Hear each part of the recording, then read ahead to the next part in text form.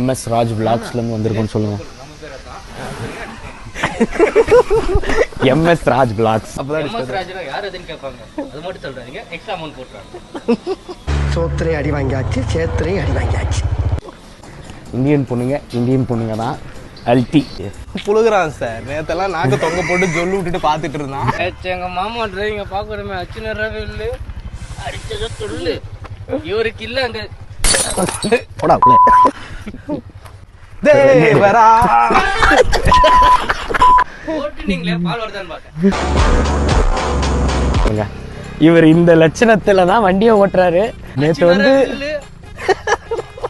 eddy செருப்பன் அவன் பீச்சிலேயே படுத்துட்டு இருக்கிறான் பிளாட்டா